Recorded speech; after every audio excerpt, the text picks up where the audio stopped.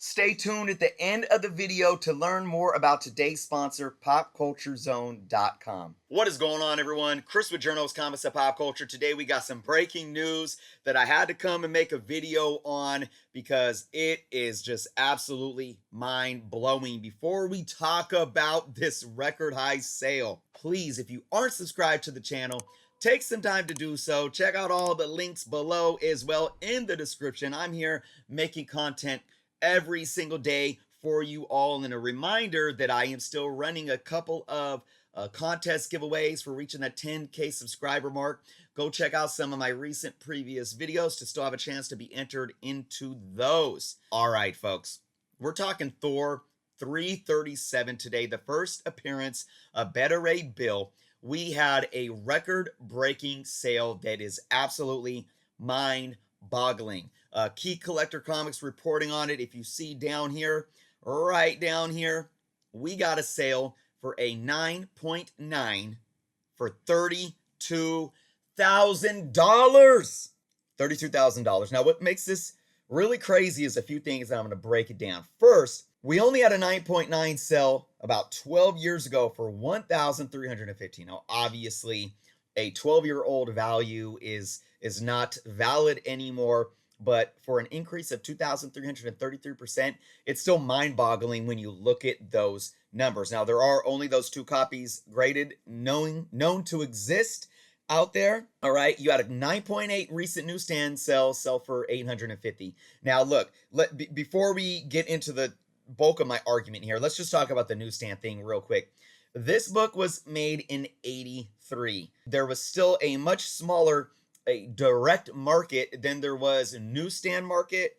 So I'm not putting any weight on, oh, a newsstand of this comic is going to get, you know, a higher value on the secondary market. And I know you guys can argue, well, they were treated differently. There's probably not as many high grades out there, but this is one of those books where if you go look for 9.8s or high grade copies that are on sale at any given time, there is a plethora of newsstands still. So I'm not focusing on newsstand direct for this argument. It's just a simple fact of this book in a 9.9 selling for this much. Now we're going to pull up cover price, and you can see right here, actually, look at the 9.9. There is that sale that happened in May of 2010 for the last 9.9 for $1,300. Here's what blows my mind about this, okay? If you look at what the 9.8 is selling for right now, it's averaging roughly a fair market value right over that $1,000 mark. I mean, the last one sold was in January for $1,150, but then you had a couple here over the last few months that are hovering right above that $1,000 mark. So what this is telling me is that basically I could buy about 30 copies of this book and a 9.8 for what somebody paid for a 9.9. Now let's put that in perspective here. What does that mean to me? Well, it goes back to so many topics of discussions that I've had on CGC or the grading industry in general. I personally cannot put any type of faith in a 9.9 grade next to a 9.8 to justify me paying almost 30 times the amount that I would for one grade point.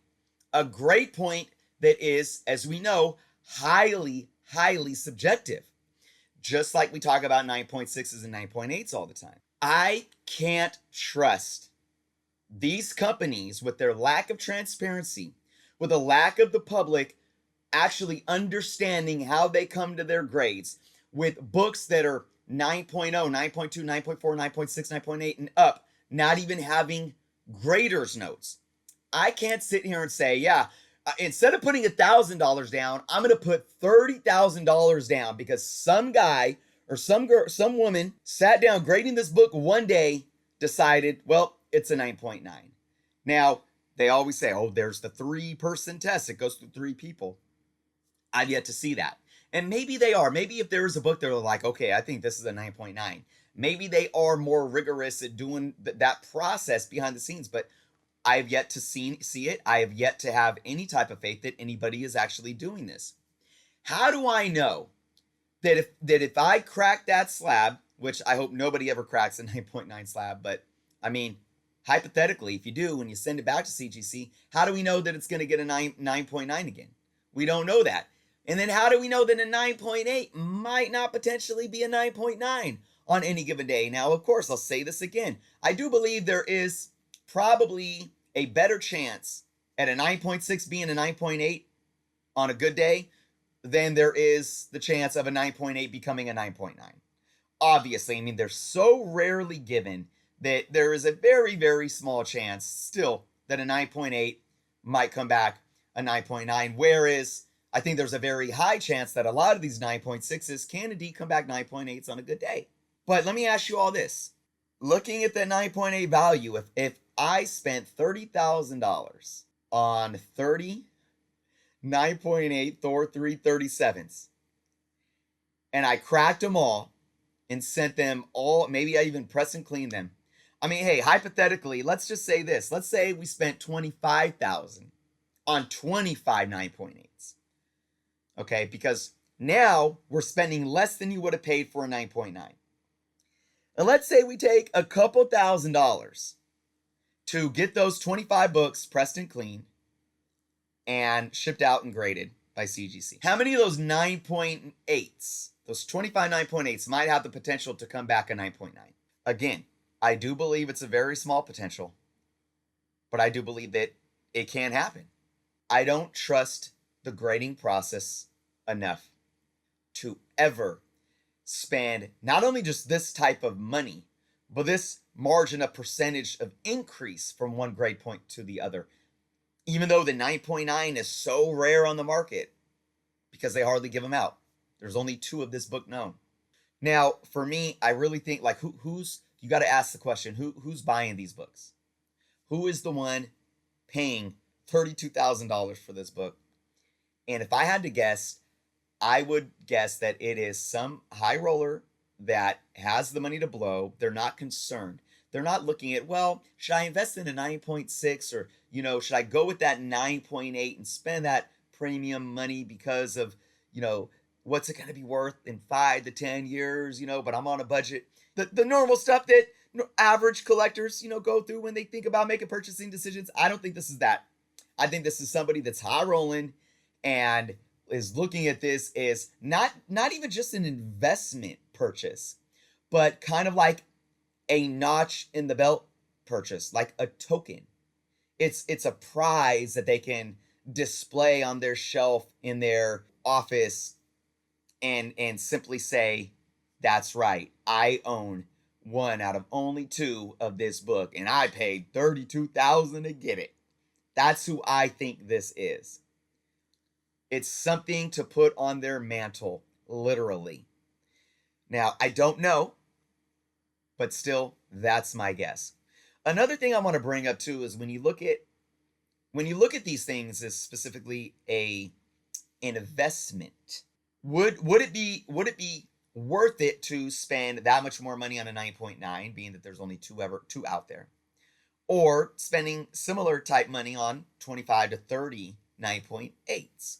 So one way to look at this is I did this a few years back where I think it was in 2017. I said, would you rather, invest in like a 8.0 Amazing Spider-Man #1, or would you rather take the same amount of money that you would spend on that and put it into like 350 Amazing Spider-Man 300s? And I came back last year because everyone thought I was crazy because my answer, what I would have done is I would have bought all those copies of Amazing Spider-Man 300. And if you looked at what the book did over the next like 4 years or so, and I crunched the numbers, you made out like 100-fold if you would have invested the same amount of money in those amazing 9.8 Amazing Spider-Man 300s. Similar situation to ask here. Would I, in terms of, return on investment percentage, would I actually have a larger ROI 5 to 10 years down the road if I would have invested $30,000 in a multiple 9.8s? Now, again, I don't think it's as easy to do that when you're looking at 9.9s because there are going to be those people out there that see those 9.9s as those tokens, as those prized possessions. It doesn't matter to them if it's worth it in terms of practical terms, but it's worth it to them because they want to be They want to be that only person, or that 1 out of 2 people, or 1 out of 3 people, however 9.9s of a copy are out there, that own that book. And that's why I think the 9.9 goes to these extremes, over 2,000% increase. The 9.8s are that top tier, where you'll see them going for 3, 4, 5, 6 times that of their 9.6 counterparts, right? But the reason that they do that is because you still have a large percentage of the collecting community that values those 9.8s for that reason. Whereas there's a very, very smaller percentage of people that are going after these 9.9s, and they're willing to spend that money. So to close on this note, I wouldn't really look at this as anything that's going to affect you or I or the average collector whatsoever. I know darn well I will never have that type. Well, I don't think I'll ever have that type of money to spend on one book, especially a copper, well, and a Bronze Age, early copper book. There's plenty of them out there, but just because it's a 9.9, I will never be doing that. I'm sure many of you will never be doing that. This isn't going to impact, in my humble opinion, anything that we do as collectors. But I think what it could do is these types of purchases are what bring the other people in that just have that certain investor mentality, or not even investor, goes beyond the investor, that I'm a high roller. I want that notch in my belt too. And hey, comics is where it's at. I can say I own something, and it almost strokes my ego, if that's a good way of putting it. But very, very interesting, folks. I definitely want to hear your thoughts below on this book. And hey, I want to hear your thoughts too. If you had $30,000 to spend and you had to do one or the other, would you invest in 25 to 30 9.8s, or would you still go after the 9.9 for 30K? Thank you all so much for watching. Be well, and until next time. PopCultureZone.com is an online shop focusing on hot new comics, including exclusive and incentive variants, CGC graded comics, and tons of other inventory, including pop culture toys and other collectibles, all at low and competitive prices. PopCultureZone.com ships all over the US. And if you are buying raw comics, they offer flat rate shipping of only $4.99. That's right, $4.99. Absolute craziness, right? And there's no taxes included, excluding New Jersey. Pop Culture Zone is also on eBay, where they hold a 100% positive feedback rating with over 8,000 completed transactions for this year alone. Make sure to check out the link to their website below, as well as their eBay link, so be sure to give them a follow there as well.